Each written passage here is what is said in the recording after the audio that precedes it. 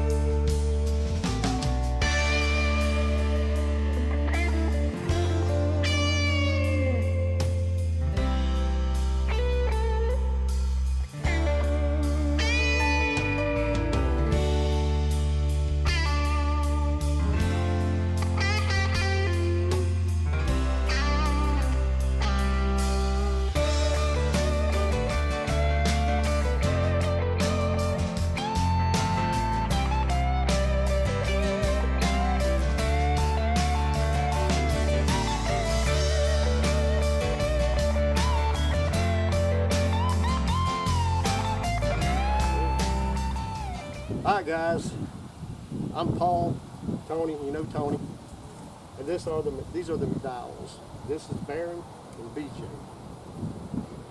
And these are the guys that have the story about this deer that's thrown in between us right there.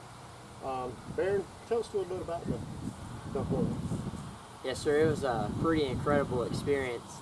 You know, obviously to be with my dad to kill a deer like that, you know, it's always a special story to have. But it started on that Wednesday morning. You know, I was at school, Dad was at work, and we were constantly getting pictures on our trail camera. You know, we're texting back and forth, wanting to, you know, make sure we're in the woods. And that evening, you know, we go off to the woods, and you know, I go out first. Dad hadn't got home. I thought he wasn't going to be able to make it home from work. Well, you know, me getting anxious, being a young hunter, I hear something trickling through the woods, and now I perk up and I turn around and it's just Dad coming through the woods with his gun. So we were sitting in there. We've been in there about an hour and a half. I was actually asleep, and Dad elbowed me. He's like, he's woken up. I had the sleepy eyes, and you know, I was like, where? You know, he came walking up the shooting lane, and he stood there, and I mounted up my gun, and I was all shaking, and my mom was actually texting me and calling me, wanting me to come inside. And so I was getting all kind of, you know, the adrenaline was pumping. And he stepped off in the woods, so I was like, all right, he's going to definitely come back out, because he'd been out there all day, you know, chasing around. And he stepped right back out, and I mounted up on him and made the shot, and it wasn't a really clean shot at all. Pretty sure I gut shotted him, and me and Dad, we went out there and we looked for probably, what, 2 hours maybe? It was at least 2 hours. It was a good while. We couldn't find anything, so we called some of our buddies, and they came out here. And at this point, it's like 11 o'clock at night, and we still haven't found anything.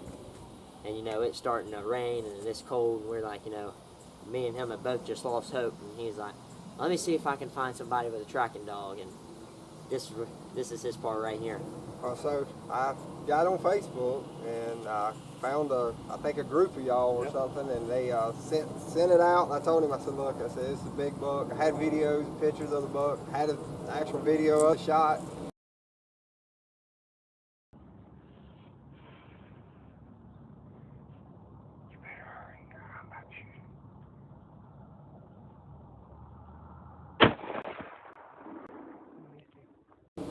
Everybody agreed that they thought he was hit good. We just kind of was losing hope at that point, so we called, finally got in touch with you. You you gave me a call back. He was like, hey, I can come, but it's going to be Friday. We shot this thing on Wednesday evening. And so, it kind of knocked our spirits down a little bit, but I was like, I had got advice not to go in there and look for it, not to stir it up. So we sat and waited patiently. And when you and Tucker showed up, and that's when the hunt really began. That's when we started having a little more hope. Yeah, that was unreal. That's his best track to date right there. Was that track right there? It was unreal. How long had you been seeing that deer on camera? Oh, actually, we had started getting it about midnight the night before we actually got to hunt it. Wow. It was a new deer on camera. We had pictures of good bucks all year, but this one here, it had that one characteristic that everybody notices with the hook on the brow tine, and we never had any pictures of him till that night. And I wasn't able to go that morning, which thankfully for Baron's sake, it was gave him an opportunity to go hunt the deer. And y'all said it poured down rain that night when you shot him, right? Oh yes, sir. It was it wasn't like a little mist. It was a heavy rain. So at that point, we'd already had Mr. Paul and Tucker, and he usually makes good shots. So I'm the guy we got to call the dogs for. So at that point, I've never had to experience that. So it's like, man, I lost all complete hope. I was like, that's a buck of a lifetime there, and I messed up on it. And, I'll never forget the text. I was sitting in my algebra class, and my mom sent me a picture of it, and I just stood up in the middle of class and said, I got to go. And Mom called and got me an early dismissal out of the school, and walking back there on the four-wheeler and stuff, and it was the mud and just how wet it was. I was like, that's incredible. A little dog, Tucker, was able to find it and get on it that good. It was absolutely amazing. It is. It's truly amazing. 39 hours later. Yeah, definitely. It put him to the test. I mean, I had put him on a deer after 33 hours before, but it was early season. It was hot, and I really felt like that he smelled the deer because it had been smelled that deer when we went to it. But he found it, which was great. But in this case, I knew, it was a different type of 39 hours. It was there's not going to be a lot of scent. It doesn't rain so hard. A lot of times the rain will help a little bit because if you get in there on them quick, it's a little moisture in there, the dogs can smell real good. But that kind of rain and that kind of time, you're up against a wall, whether you can make it work or not. I definitely agree. We had all the elements was against us for that whole deal, and you were the first one that first time we'd ever had to call a tracking dog in. For my sake, I hope it's the last time we have to, but for your sake, you'll be first on the call. I mean, everything was just totally against us. Time, weather, shot placement, everything was against us. And when he showed up, he showed out, that's for sure. He did. He went to work. We got back there, and Baron was at school, so me and Dad BJ, we went out. He showed me where he shot him, and Tucker made a big loop and came all through this big thicket and was tough. And, anybody that's ever trailed deer, a lot of deer, they don't go to these nice wide open bottoms. They go to some of the toughest places you've ever been. I actually that day had blood running down my chin. I didn't even know it. On those pictures, I got a bloody spot on my chin from a briar. But that's where they go. They don't go, lay up in a wide open field or nothing. And then he went down, and we put him back on and started him over, and he went the same exact way, but he dropped a little lower. And when he dropped lower, he got on the trail of that deer, and I could tell that time that he was really, his nose was working hard. He wasn't going fast. He was moving slow. He was really working every little branch.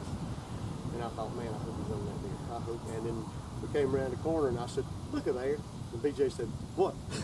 I couldn't even see it at that point. That's that deer. Yeah. And there he lay. And that was, I feel blessed that I got to be a part of that one. Because seeing the reaction from Baron when he finally made it here from school, it was really exciting. Tell you a little bit about Baron. He's a great kid. He's got a lot of stuff going for him. Also, he's like class president. Yes, sir. He's a champion skeet shooter.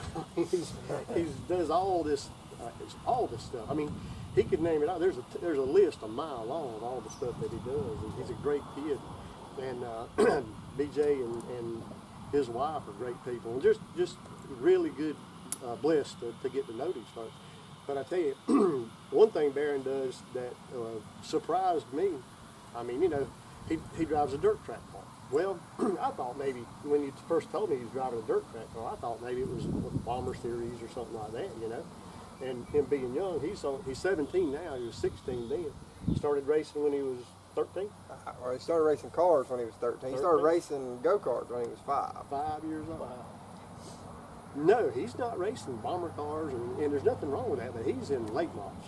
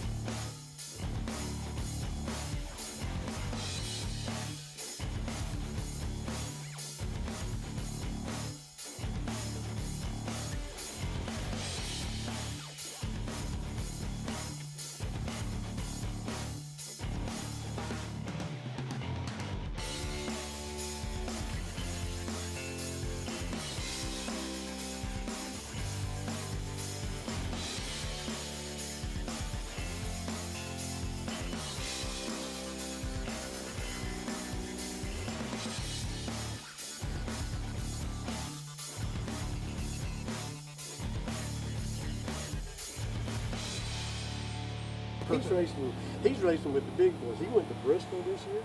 Yes, sir. Went to Charlotte, and he actually won the Thursday night at Charlotte. What was the race series? What was that?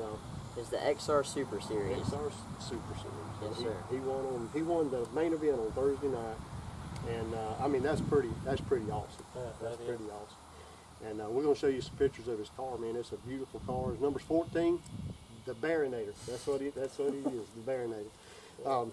Yeah, Tucker and I was extremely happy to get to help out with that track, and just a pleasure, I'm like you. I hope I get to see y'all again and maybe film a hunt with you or something. But Absolutely. you know, as far as the Tucker goes, I hope he gets to just come hang out and maybe not go through the track. I enjoy it, I really do, but I know that feeling. It's not a good feeling. You can't find that feeling. And you know, it brings a whole different demeanor to it when it's you as an adult, when then you can see the disappointment in your child's eyes when they like, oh man, and it makes it tough on a dad, and it makes him try a little harder because I did everything in my power to make sure we was gonna find this buck for him. That's right, and we did. We got lucky. And that's what the taxidermist actually said when we carried it to him. He was like, you know, y'all lucky that as old as it was, he said, just thankful it was cold and it stayed dry enough that it was fine. Yeah, for sure. Frank Sprouse definitely did an excellent job on him. He sure did. Yes, Who was your taxidermist? Frank Sprouse. Frank Sprouse. Yes, sir. Is he here at Cottonwood? No, sir. He's actually over in Lawrence. Right. Yes, sir. Cool. Good. Have to keep him in mind. He did a good job. Yes, sir. He did a good job. Well, Super nice boat. When I started for this year's tracking campaign, you know, Tucker and I, we track pretty much every week through the summer. I get deer hides and I freeze, I cut them in pieces and save them, and then I get deer hoofs and freeze them. And I'll thaw one out and I'll try to get him 2 tracks through the week. And sometimes I'll pull the trail and, you know, wait an hour or 2 till it gets dark and then put him on. Just different things. It just keeps him sharp, you know. And he loves it. That's his whole life. You can tell he loves it. That's his whole life. So I wanted to do something this year just to kind of, you know, so I decided to have some t-shirts made. Yes, sir. And I wanted to have the t-shirts made, and I thought, well, you know, it'd be good to use a deer that Tucker actually found this year. And this one, hands down, you know, after the story and the way everything went, this hands down was the one I wanted to use. And I got y'all something right here.